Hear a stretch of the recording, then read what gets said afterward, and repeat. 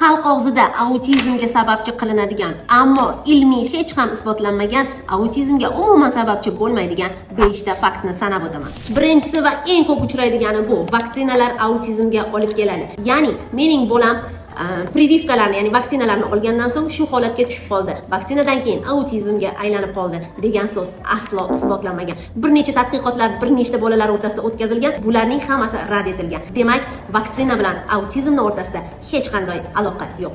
Ikkinchisi, telefon, televizor, planshet ko'rgani uchun autizm bo'lib qoldi degan gaplar aslo yo'q. Hech qachon telefon, televizorlar autizmga sabab bo'lmaydi. Ha, albatta, ular nutq kechikishiga, xulq-atvorni buzilishiga va fikrlarni jamlashga, diqqatni yig'ishtirib olishga xalaqit berishi ularga zarar yetkazishi mumkin, lekin aslo autizmga olib kelmaydi. Uchinchisi, ona bolaga kerakli mehrni bermagan va keraklicha e'tibor qaratmagani uchun bola shu holatga kelib qoldi degan fakt aslo bu ham bo'lishi mumkin emas.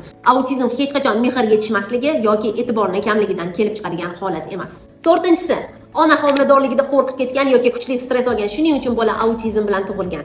Aslo bu narsa ham isbotlanmagan. Hech qanday ilmiy tadqiqot yoki ilmiy dalil yo'q. Stress autizmga sabab bo'la olmaydi. Stressdan autizm kelib chiqishi hech qayerda isbotlanmagan.